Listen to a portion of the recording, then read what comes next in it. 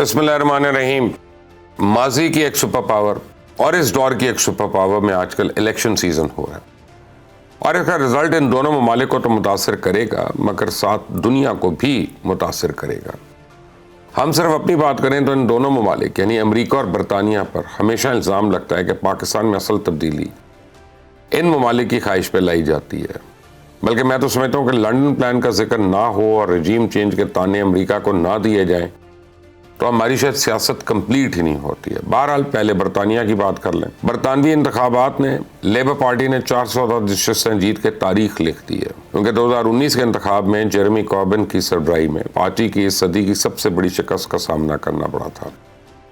اب دوسری جانب کنزرویٹو پارٹی کے سابق وزیر رابرٹ نے انتخابات میں اپنی پارٹی کی شکست کو سیاسی قیامت قرار دے دیا کیونکہ ریکارڈ تعداد میں کابینہ کے وزراء اپنی نشستیں ہار گئے اور رشی سونک کے استعفے کے بعد صرف چند واضح امیدوار کنزرویٹو پارٹی کی قیادت کے لیے باقی بچے ہیں. تو اب خیال ظاہر کیا جا رہا ہے کہ تقریباً 2 صدیوں میں یہ کنزرویٹو پارٹی کی سب سے بدترین انتخابی شکست ہے.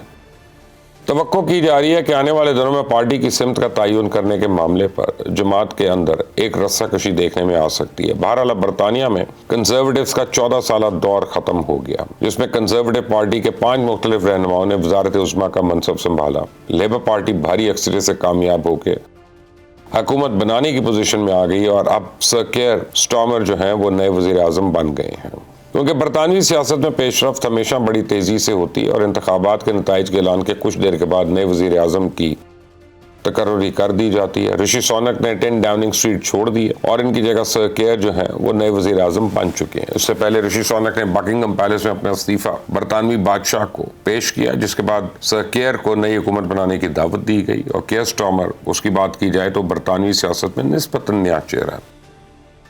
انہوں نے بطور بیرسٹر اپنی پیشہ ورانہ کیریئر کا آغاز کیا تھا. 2008 میں انہیں انگلینڈ اور ویلز میں ڈائریکٹر آف پبلک پروسیکیوشن تعینات کیا گیا تھا. وہ پہلی مرتبہ 2015 میں شمالی لندن سے رکن اسمبلی یعنی ہاؤس آف کامن منتخب ہوئے تھے اور 2019 میں لیبر پارٹی کے سربراہ بنے تھے.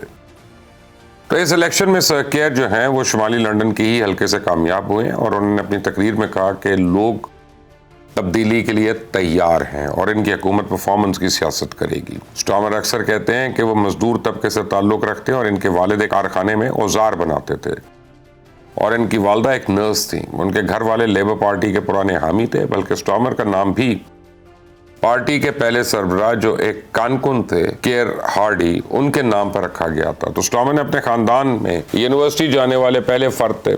انہوں نے لیڈز اور آکسفورڈ سے قانون کی ڈگری حاصل کی اور پھر انسانی حقوق کے ماہر وکیل کی حیثیت سے کام کیا اور اس دوران انہوں نے کیریبینز اور بر اعظم افریقہ کے ممالک میں سزائے موت ختم کرنے کے لیے بہت کام کیا. 90 کی دہائی میں انہوں نے ایک مشہور کیس میں 2 ماحولیاتی کارکنوں کی نمائندگی کی تھی جن پر multinational restaurant McDonald نے ہتک عزت کا مقدمہ دائر کیا تھا. تو لیبر پارٹی میں بائیں بازو کے خیالات کے حامی بہت سے لوگوں کا کہنا ہے کہ سٹارمر جو ہیں وہ پارٹی کے اندر ایک طویل عرصے سے اس بات کی کوشش کر رہے تھے کہ صرف اعتدال پسند اراکین انتخابات میں بطور امیدوار کھڑے ہوں اور اپنی انتخابی مہم میں انہوں نے جو بھی کہا ہو سٹارمر پارٹی کو قابل انتخاب بنانے کے لیے مرکز کی طرف لے کر آئی ہیں.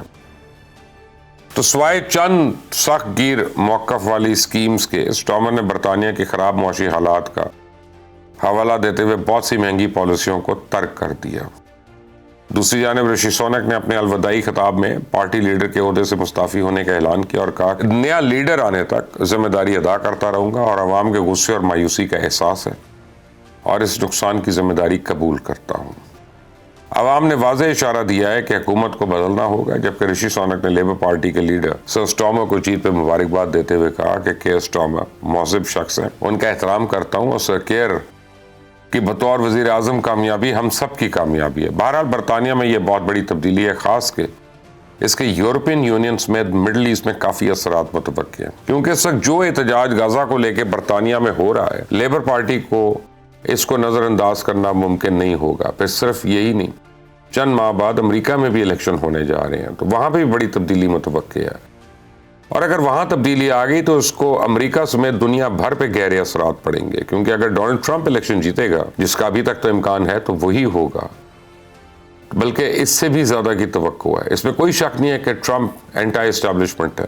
شاید اسی وجہ سے ان کو زور لگا کر نکالا بھی گیا، بلکہ ان کی زبان بندی کی گئی، سوشل میڈیا اکاؤنٹس معطل کیے گئے، جبکہ ان پہ کیسز بھی قائم کیے گئے. اس کا صاف صاف مطلب ہے کہ امریکن اسٹیبلشمنٹ ٹرمپ کو اقتدار میں نہیں دیکھنا چاہتی. بعض لوگ ان کے خلاف مقدمات کی یہی وجہ سمجھتے ہیں.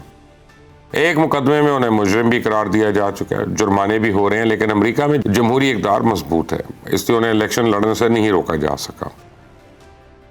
تو ایک پہلو یہ بھی ہے کہ امریکن سپریم کورٹ کے 9 میں سے 6 جج جو ہے ریپبلکن صدر کے مقرر کردہ ہیں، یعنی ان کی طرف ان کا جھکاؤ ہے. تو ٹرمپ سے متعلق کوئی معاملہ سپریم کورٹ پہنچتا ہے تو اس کے حق میں فیصلہ آتا ہے. بہرحال پہلے ٹاکرے کے بعد واضح ہو گیا کہ ٹرمپ جو بائیڈن سے بہت آگے ہے اور ان کی مقبولیت کو روکا نہیں جا سکتا، کیونکہ اس وقت ڈیموکریٹس کو صدر بائیڈن کی دوبارہ کامیابی کا بھی یقین نہیں ہے، جبکہ ڈیموکریٹک ارکان کانگریس جو ہیں کھل کر اظہار کر رہے ہیں کہ بائیڈن کو صدارتی انتخاب میں حصہ نہیں لینا چاہیے. 3 عوامی نمائندوں نے صدر بائیڈن سے مطالبہ کیا کہ وہ انتخاب سے دستبردار ہو جائیں.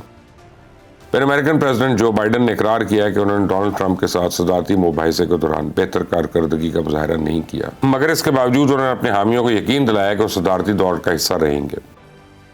بہرحال امریکیوں کے صدر جو بائیڈن کی عمر اور ان کی صحت کے بارے میں بہت ہی خدشات لاحق ہیں، اور سابق صدر ڈونلڈ ٹرمپ کے ساتھ ہونے والے مباحثے نے ان خدشات کو ختم کرنے کی بجائے مزید تقویت بخش دی ہے. تو تقریباً 90 منٹ تک جاری رہنے والا مباحثے کے دوران مسلسل ایسا محسوس ہوتا رہا جیسے جو بائیڈن اپنی باتوں پہ قابو نہیں کر پا رہے. ان کی جانب سے دیے جانے والے کچھ جوابات تو انتہائی بے تکے تھے، ان کی زبان میں اور ان کی مائنڈ کی کوارڈینیشن آؤٹ تھی.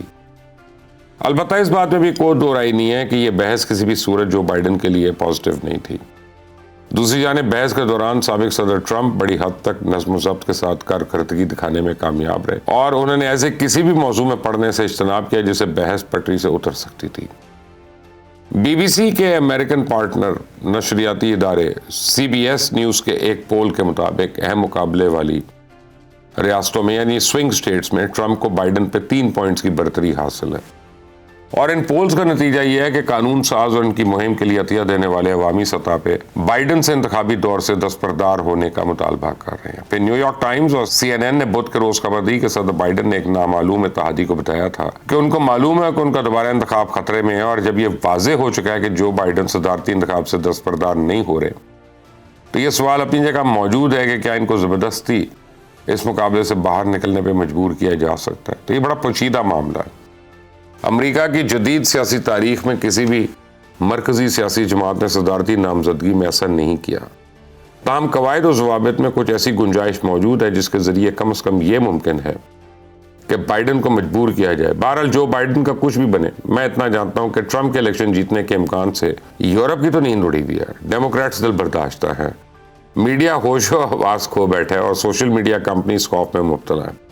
یقیناً ڈونلڈ ٹرمپ کو یاد ہوگا، وہ بھولے تو نہیں ہوں گے کہ کیسے ایکس اور فیس بک نے ان کے اکاؤنٹس بلاک کر دیے تھے. بدلا تو لے گا وہ. جب پاکستان میں بھی ایک سیاسی پارٹی کو ٹرمپ کے جیتنے کی صورت میں کافی امیدیں ہیں کہ ان کے حالات بدل جائیں گے. اب تو یہ آنے والا وقت بتائے گا کہ کون کیا کرتا ہے، یہ اونٹ کس کروٹ بیٹھتا ہے. اس چینل کو دیکھتے رہیے گا، سبسکرائب کریے گا، بیل آئیکن کو پریس کیجیے گا. انٹل نیکسٹ ٹائم، اللہ حافظ.